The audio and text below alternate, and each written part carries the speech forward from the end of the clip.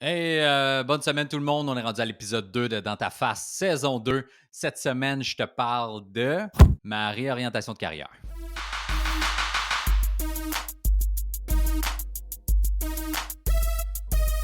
Comme plein d'humoristes, en fait, là, cette année, on a dû se réinventer, qui est un mot que je déteste, esti, que j'ai envie d'égorger quand j'entends ce mot-là. J'haïs ce mot-là.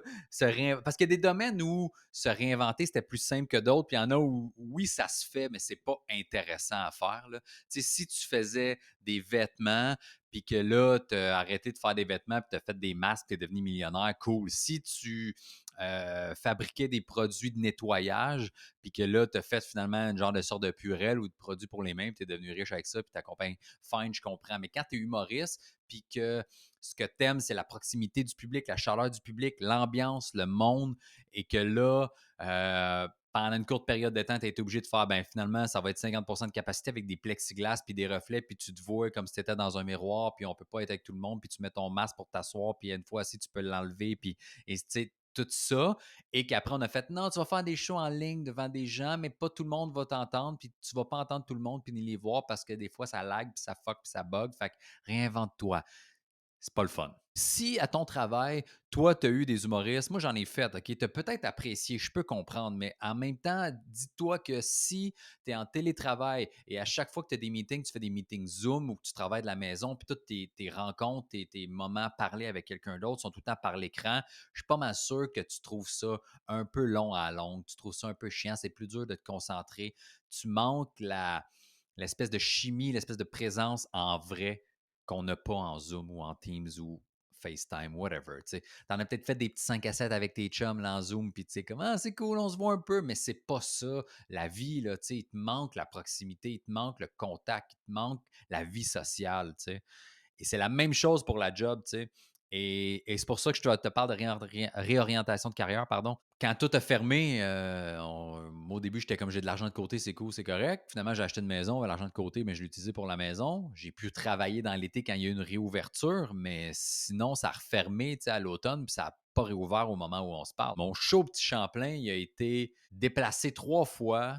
Là, il est supposé avoir lieu fin février, début mars. À date, le couvre-feu a encore lieu. C'est encore une zone rouge. D'après moi, c'est annulé. Puis si c'est annulé, il n'y a pas de date de déplacement. C'est juste fini, terminé, that's it, done. Le show meurt là. Et j'en ai fait des shows en ligne, j'en ai fait des shows virtuels, j'en ai fait avec je vois plein de monde, mais je les entends pas parce que les micros sont tous fermés. J'en ai fait avec je les vois toutes pas parce que sinon il y a un délai incroyable parce qu'ils sont 600 employés. Puis quand les webcams à tout le monde sont ouvertes, ben, ils m'entendent 12 secondes après. Puis ça crée un délai qui n'a pas de sens. Puis c'est vraiment tough. J'en ai fait devant mon écran tout seul, comme je parle en ce moment. Pas de rire, pas de caméra parce que tout était fermé. Puis j'étais genre en espèce de webinaire, OK? Ça, c'est lourd, man, c'est l'enfer, OK? J'ai fait des 45, 1 heure de stand-up, là, pas de je discute d'un sujet, là, tu sais. Fait que ça a été tough. Puis là, tout le monde me disait, tu sais, moi, quand j'étais chez Comédia avant, il me disait, quand tu es humoriste, il faut que tu continues à rendre tes plateformes, tes réseaux sociaux intéressants, puis tu postes, puis tu sois actif. TikTok, Instagram, Facebook, YouTube, whatever, quoi, OK? Et c'est tout le temps quelque chose, j'ai trouvé que c'était une corvée à faire. C'est pas quelque chose que j'aime faire. C'est pas quelque chose que j'haïs, mais c'est une job. Je trouve ça tough de planifier puis de faire ça puis d'être assidu. J'ai bien de la misère.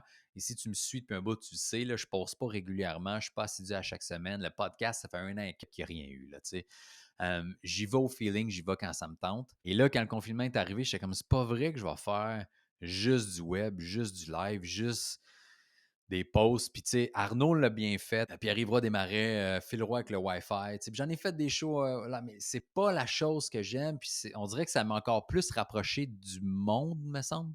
Je sais pas si ça se dit, là, mais j'ai encore moins envie d'être actif sur le web, on dirait. Là, j'ai eu un regain de faire le podcast, faire le vlog, faire les trucs sur YouTube, faire mes épisodes dans ta face parce que ça fait longtemps que j'en ai pas fait.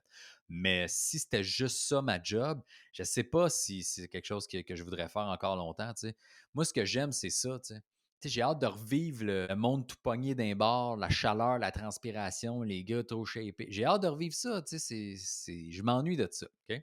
Et donc, j'ai acheté une maison à l'automne que j'ai rénové moi-même avec à l'aide de mon frère un peu. Mes parents ont peinturé. Fait que j'ai refait les moulures de fenêtres, j'ai refait les planchers, j'ai refait les escaliers, j'ai la tuile, la salle d'eau en bas, mon sous-sol au complet, le petit mur de palette que j'ai fait ici pour mon fils pour cacher un esti de tuyau que les anciens propriétaires avaient laissé apparent dans le mur. Bref. Et je me suis découvert des talents. J'ai tout le temps été un peu habile de mes mains, mais j'ai aimé ça, faire ça. Il y a 3 choses que j'ai faites depuis le confinement, surtout depuis l'automne, OK? Pour faire bouger les choses, faire de quoi, OK? Qui avait même pas rapport à l'humour parce qu'on dirait que ça me tentait pas. Je n'étais pas proactif. Quand tu as pas de deadline, tu as pas de contrat, tu sais pas quand est-ce que tu vas recommencer à travailler dans ton domaine. C'est dur de se motiver. Il y en a qui l'ont fait, bravo. Moi, je suis incapable de faire ça, OK? J'ai rien écrit depuis la dernière année, honnêtement. Fait que la première chose que je vais faire, là, ben, si tu m'as vu à mon dernier, crève sans même affaire, OK? Fait que je vais réécrire éventuellement, mais quand tu vis rien et que tu n'as pas de deadline, moi, je ne suis pas capable de créer. Je crée des anecdotes que je vis. Là, je vis fuck all. À part la naissance de mon fils, la mort de mon père, j'ai une couple de gags là-dessus, puis la rénovation de la maison, mais c'est tout. Je n'ai pas de gros matériel de nouveau. Fait que j'ai rénové la maison, tout ça. Et je me suis dit, je vais faire autre chose que de l'humour. Je vais peut-être essayer de générer du profit avec d'autres choses. Fait que je me suis créé une boutique en ligne de vêtements. Fait que j'ai ouvert un site, j'ai trouvé des distributeurs et j'ai perdu de l'argent. Fait que j'ai fermé la boutique. Pour être bien honnête avec toi, je ne l'ai pas utilisé comme j'aurais dû. Puis j'ai à peine attendu un mois, puis je l'ai fermé parce que j'ai fait ça m'a coûté le site web, le domaine, trouver les fournisseurs, payer pour avoir accès aux fournisseurs. Fait que, regarde, j'ai fermé. J'ai aussi commencé à faire des bûches décoratives. OK, si tu me suis sur Instagram, tu as vu ça, là. J'avais des bûches de bois qui traînaient, puis ils vendent ça au Bouclair, ils vendent ça un peu partout, Wayfair en vend, Structube, whatever. Ils vendent ça genre 200, 300, 400 piastres, man. Moi, j'avais des vieilles bûches, j'en ai une que je garde chez nous depuis longtemps en guise de table à café, j'en avais deux autres, fait que je les ai sablées, je les ai huilées, je les ai traitées et je les ai vendues 50 piastres chaque. Et là, je fais de Chris, le monde se pitch dessus, je vends ça en même pas une journée, il y en a que j'ai vendu en 10 minutes, tu sais. Fait que je suis allé chercher d'autres bûches chez mon chum Gilles, qui était l'ancien voisin à Dave Godette, puis j'achète des bûches 10$, puis j'y revends 50$, puis garde, puis c'est pas cher, même pour le temps que je mets là-dessus, puis le traitement que je fais, puis j'enlève l'écorce, puis je les sors, puis je les huile. C'est un petit passe-temps, ça m'empêche de virer fou, puis faire une dépression, puis je fais un petit peu d'argent sur le side avec ça, OK? Et j'ai suivi une formation qui n'est pas finie là, pour devenir entrepreneur général parce que je suis capable de pas mal tout faire dans une maison. OK? Sauf de la plomberie et de l'électricité. J'ai installé ma toilette, là, mais je dis ailleurs, en tout cas, les travaux généraux, je suis capable de les faire. Fait que moi et mon frère, on s'est dit, tu quoi, man?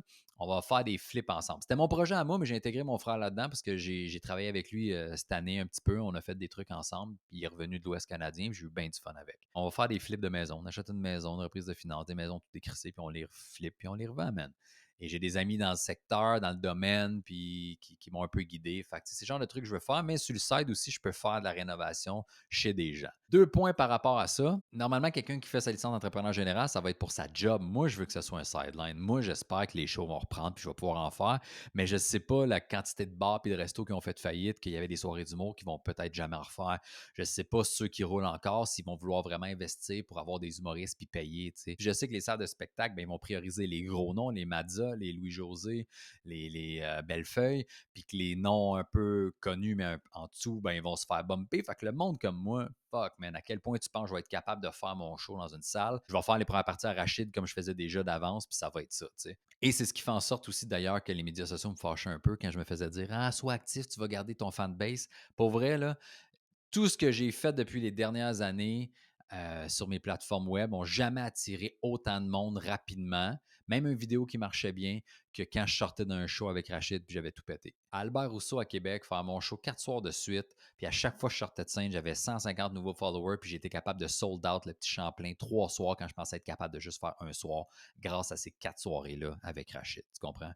Fait que bref, j'ai fait ma licence d'entrepreneur général qui n'est pas finie. Là. Mon examen est le 26 et 29 mars. J'ai 4 examens à passer avec ça. Mais c'est un peu ça le but. On dirait que je veux me réinventer. C'est ça. C'est pas dans mon domaine. C'est de refaire d'autres choses. J'aime travailler avec mes mains. Je pense que je suis efficace là-dedans. Puis je ne vais pas partir avec 60 employés, puis je ne veux pas devenir une grosse business non plus. T'sais. Moi, c'est de faire une coupe de flip avec mon frère. Si on en fait 2 dans l'année, on va être content. Là, si on en fait 4, on va chier à terre, man. Puis les contrats rénaux, si tu as des rénaux à faire, puis tu m'invites chez vous, ça se peut que je te dise non, tu comprends-tu? Ça se peut, je fais, hey, j'ai pas envie de faire ça. Je vais y aller comme ça me tente, puis c'est ça qui m'intéresse, puis c'est ça que j'ai découvert que j'aimais faire. Là où je fais une parenthèse, par exemple, c'est que il y a des gens, pas beaucoup, là, mais j'ai eu une couple de messages, deux, trois messages.